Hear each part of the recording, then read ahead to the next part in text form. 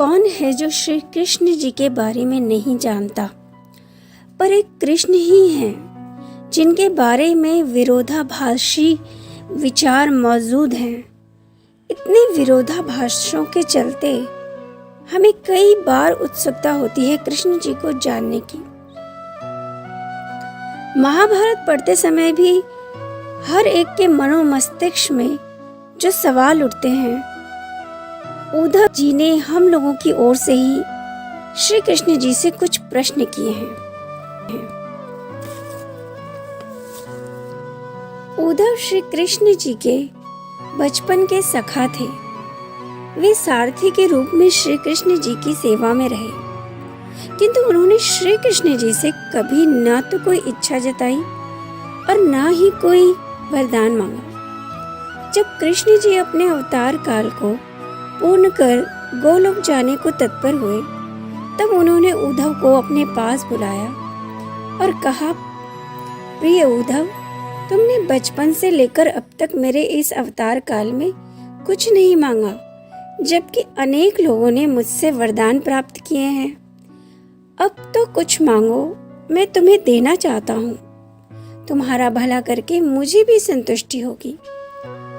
उद्धव ने इसके बाद भी स्वयं के लिए कुछ नहीं मांगा। वे तो केवल कुछ प्रश्न पूछना चाहते थे, अपने मन की शंकाओं का समाधान चाहते थे, जो श्री कृष्ण जी की शिक्षाओं और उनके कृतित्व को देखकर बार बार उनके मन में उठती थी।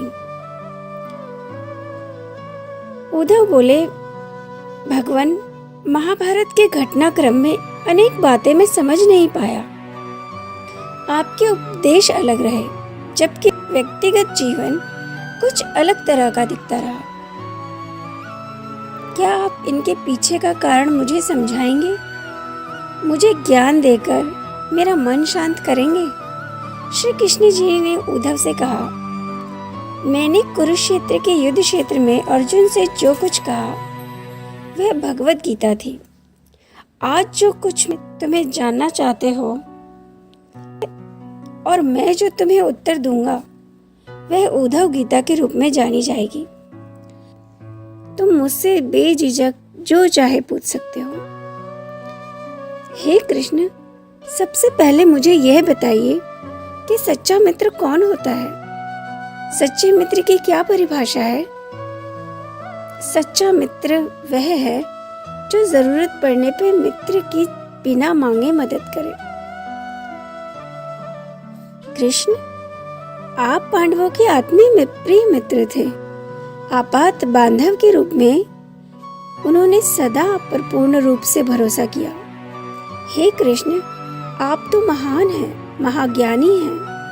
आप भूत, वर्तमान और भविष्य के ज्ञाता हैं, किंतु आपने जो सच्चे मित्र की परिभाषा दी है, क्या आपको नहीं लगता कि आपने मित्र की परिभाषा के अनुसार पांडवों का साथ नहीं दिया? आपने धर्मराज युधिष्ठिर को जुआ खेलने से क्यों नहीं रोका? चलो ठीक है कि आपने उन्हें नहीं रोका, पर भाग्य को तो धर्मराज युधिष्ठिर के पक्ष में मोड़ सकते थे। आप चाहते तो जीत युधिष्ठिर की ही होती। आप उन्हें कम से कम धन, राज्य और यहाँ तक कि खुद को हारने के बाद तो रोक ही सकते थे। आप सभा कक्ष में पहुंच सकते थे जब धर्मराज ने अपने भाइयों को दांव पर लगाना शुरू कर दिया था। आपने वह भी नहीं किया, और उसके बाद जब दुर्योधन ने पांडवों को सदैव अच्छी किस्मत वाला बताते हुए द्रौपदी को दांव पर लगाने को प्रेरित किया और उन्हें लालच दिया कि वे जीतने पर हारा हुआ धन, राज्य, भाई सब कुछ वापस कर देंगे, कम से कम तब तो आप हस्तक्षेप कर ही सकते थे।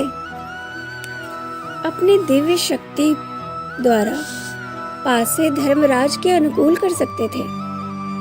जब द्रौपदी भी अपना शील खो रही थी, तब कहीं जाकर आपने हस्तक्षेप किया। तब आपने द्रौपदी को वस्त्र देकर उसके शील को बचाने का दावा किया। लेकिन आप यह दावा भी कैसे कर सकते हैं जब दुशासन उसे घसीट कर सभा कक्ष में लाता है और सारे लोगों के सामने निर्वस्त्र करने के लिए छोड़ देता है। एक महिला का शील क्या बचा और आपने क्या बचाया? अगर आपने संकट के समय अपनों की मदद नहीं की तो आपको आपात बांधव कैसे कहा जा सकता है? अगर संकट के वक्त आपने अपनों की मदद नहीं की तो क्या फायदा? क्या यही धर्म है? इन प्रश्नों को पूछते पूछते उद्धव जी का गला रुंध गया और उनकी आंखों से आंसू बहने लगे। कृष्ण जी ने कहा, प्रिय उद्धव, विवेकवान ही जीतता है, यही सृष्टि का नियम है। उस समय दुर्योधन ने अपने विवेक का इस्तेमाल करके अपने मामा शुकनी का उपयोग किया।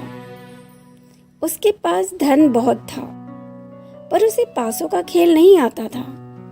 अगर धर्मराज भी चाहते तो मुझे शामिल करके खेल सकते थे। जरा विचार करो कि अगर शकुनी और मैं खेलते तो कौन जीतता? पासों के अंक मेरे अनुसार आते या उसके अनुसार? चलो, इसके लिए उनको माफ किया जा सकता है कि उन्होंने मुझे खेल में शामिल नहीं किया, लेकिन उनकी विवेक शून्यता तो देखो। उन्होंने मुझे प्रार्थना की कि मैं तब तक सभा कक्ष में ना आऊं जब तक कि मुझे बुलाया न जाए। मुझे अपनी प्रार्थना में बांधकर वह चाहते थे कि मुझे मालूम ही न हो कि वे जुआ खेल रहे हैं। मैं तो कक्ष के बाहर ही इंतजार कर रहा था कि कोई मुझे बुलाए। सब अपने भाग्य और दुर्योधन को कोसते रहे, पर किसी ने भी मुझे याद नहीं किया। ना भीम ने, ना अर्जुन ने, ना नकुल ने, सहदेव ने, किसी ने याद नहीं किया। जब दुशासन द्रौपदी को बालों से घसीटकर सभा में लाया, द्रौपदी ने उपस्थित सभी लोगों से मदद मांगी, पर मुझे नहीं पुकारा। उसकी भी बुद्धि तब जागृत हुई जब दुशासन ने उसे निर्वस्त्र करना प्रारंभ कर दिया। जब उसने स्वयं पर निर्भरता छोड़कर हरि हरि अभ्यम कृष्णा अभ्यम की गुहार लगाई। जैसे ही मुझे पुकारा गया, मैं अविलंब पहुंच गया। तब मुझे उसका शील बचाने का अवसर मिला। उद्धव, इस स्थिति में मेरी गलती बताओ। कान्हा का स्पष्टीकरण प्रभावशाली था, पर उद्धव को संतुष्टि नहीं हुई। उद्धव बोले, कान्हा, क्या मैं एक और प्रश्न पूछ सकता हूँ आपसे? निसंदेह पूछो उद्धव। तो इसका अर्थ तो ये हुआ कि जब भक्त के ऊपर संकट आए तो आप स्वयं से नहीं जाएंगे, आप तब आएंगे जब आपको बुलाया जाएगा। उद्धव, ना मैं किसी का जीवन चलाता हूँ और ना हस्तक्षेप करता हूँ, क्योंकि सभी का जीवन उसके कर्मों के फल के आधार पर चलता है। मैं सदैव तुम्हारे नजदीक रहकर जो हो रहा है उसे देखता हूँ। मैं केवल एक साक्षी हूँ। यही एक ईश्वर का धर्म है। बहुत अच्छा कृष्ण, तो इसका अर्थ यह हुआ कि आप हमारे नजदीक खड़े रहकर हमारे सभी दुष्कर्मों का निरीक्षण करते रहेंगे। हम चाहे जितने भी पाप करें, आप साक्षी बनकर बस देखेंगे। आप यही चाहेंगे कि हम पाप पर पाप करते रहें और उसका फल भुगतते रहें। उद्धव, तुम शब्दों के गहरे अर्थ को समझो कि जब मैं तुम्हारे नजदीक साक्षी के रूप में हर पल में हूँ, जब तुम यह अनुभव कर लोगे तो क्या तुम कोई गलत काम करोगे? तुम निश्चित ही कभी कुछ बुरा नहीं कर सकोगे। जब लोग मुझे भूल जाते हैं और यह समझने लगते हैं कि वे मुझसे छुपकर कुछ भी कर सकते हैं, तभी वे मुसीबत में फंसते हैं।